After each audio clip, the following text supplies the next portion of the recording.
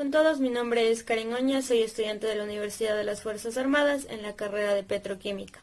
En este caso voy a presentarles la construcción de un dinamómetro para la asignatura de Física 1 con el NRC 6003. Estaremos definiendo el dinamómetro. En general, un dinamómetro es un dispositivo que se utiliza para medir fuerzas de comprensión y para determinar el momento de las fuerzas, que sería el torque. Esto le permite pesar un objeto y medir su masa. Además, recordemos que fue inventado por el científico Isaac Newton, donde se basa en la ley de resorte de Hooke, en el cual hablaremos más adelante, en el rango de medición y en la forma en la que se aplican las fuerzas. Además, el mismo contiene un muelle contenido en un cilindro, además de 2 ganchos en cada extremo, y se marca una escala en unidades de fuerza. En cuanto a su funcionamiento, se ejecuta gracias a un resorte o espiral que tiene en el interior. Además, se encuentra relacionado con la tercera ley de Newton, de manera que se ejerce una acción entre 2 cuerpos. Este reacciona sobre el primero con una reacción igual y de sentido contrario. Bien, en esta parte tenemos 2 tipos de dinamómetro. El primero es el dinamómetro mecánico, que son aquellos más utilizados debido a su precisión, quien no requiere corriente eléctrica para su funcionamiento. Además, presenta una desviación máxima de más o menos 0.3% de la carga. En cambio, el dinamómetro digital es un medidor de fuerza que integra tanto un sensor de fuerza, ya sea eléctrico o electromecánico, como un dispositivo eléctrico en un mismo elemento, con varias funciones de interés para el usuario. Además, para el dinamómetro contamos con 2 diferentes leyes, que ya veremos más adelante. Esta cuenta con la ley de Hooke y la tercera ley de Newton. Para la ley de Hooke viene dada por F igual a menos K por X, donde F es la fuerza que se aplica al muelle, K es la constante elástica o recuperada del muelle, que relaciona la fuerza y la deformación medida en newton sobre metros. Y X es un vector que indica la variación de longitud que experimenta el muelle. Bien, para la ley de Hooke describe el fenómeno elástico presentado por resortes. La ley establece que el esfuerzo elástico que recibe un objeto es proporcional a la fuerza que lo produce, siempre que no supere el límite elástico. Por otro lado, tenemos que la elasticidad es una propiedad física que puede cambiar la forma de un objeto cuando se aplica una fuerza. Además, un objeto tiende a regresar a su forma original después de la deformación. Esto depende si es elástico o inelástico.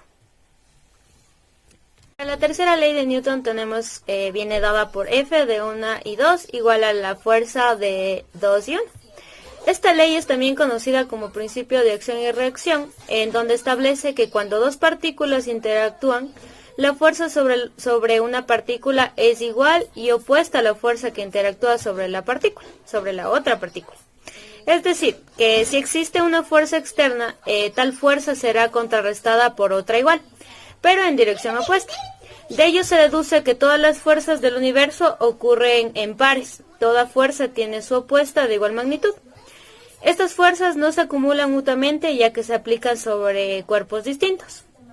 En la construcción de la maqueta utilizaremos materiales como el tornillo de zinc, mariposa de llave de paso, un resorte, un palo de escoba, una varilla, un tubo de acero inoxidable para cubrir el resorte, una barra de silicón para unir las piezas, un alicate para crear los ganchos tanto superior como inferior y un papel milimetrado para los cálculos correspondientes. Y ya. Bien, para los cálculos necesitaremos la longitud inicial, que viene siendo la longitud que tiene nuestro resorte, sin tomar en cuenta la parte superior e inferior, que son los ganchos. La misma transformamos a centímetros, de centímetros a metros, y la longitud final sumamos la longitud inicial, que es la medida del resorte, más lo que haya marcado en el papel milimetrado. Sumamos eso y nos queda, en este caso, 12.8 centímetros, que lo transformamos a metros, que sería 0.128 metros. En este caso también colocamos la masa de la misma, que en este caso son 6 kilogramos. Para la fórmula utilizamos la masa por la gravedad y abajo la variación de la longitud. Entonces tenemos 6 por 9.807 metros sobre segundos al cuadrado, y abajo ponemos la longitud final, que sería 0.128 menos 0.103, y como resultado nos da 2.353.68 newtons sobre metros. Como conclusiones tenemos que mediante la elaboración del dinamómetro se corroboró, ya sea de manera teórica y de manera experimental, que existen dos leyes, las cuales son la ley de Hooke y la tercera ley de Newton, las cuales son sumamente importantes dentro de la misma. Se concluye que existe variación de elasticidad debido al resorte, además de la masa utilizada, porque depende del peso y de la distancia marcada por el dinamómetro. Debido a su buena construcción, el dinamómetro puede tener un soporte de más de 20 kilos, además de tener un grado de error del 2%, lo cual fue posible a partir de las constantes calculadas, a partir de la relación entre las mediciones de distintas masas y sus correspondientes elongaciones.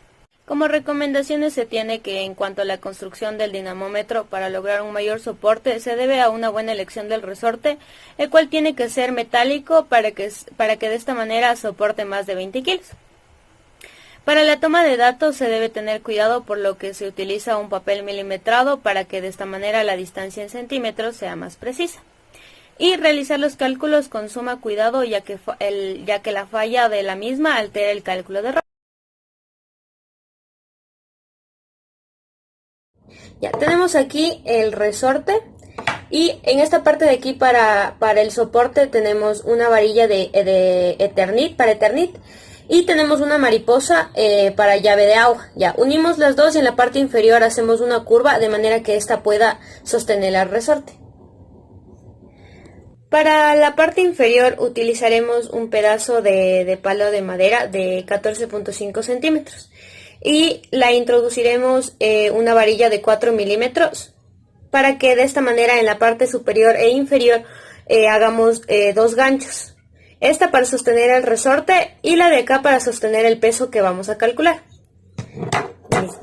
Entonces unimos el resorte y el palo de madera que vamos a poner hasta 15 centímetros de cuánto se va a estirar el resorte. Una vez unido el palo de madera con el resorte, lo introduciremos a un tubo de acero inoxidable.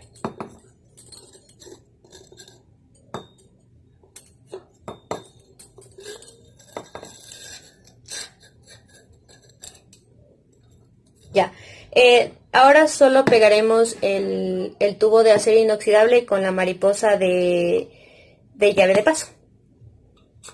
Y esto se estira así. Listo. Antes de pegar las piezas e unirlas, pegaremos un papel milimetrado alrededor del palo de escoba para la medición de las masas.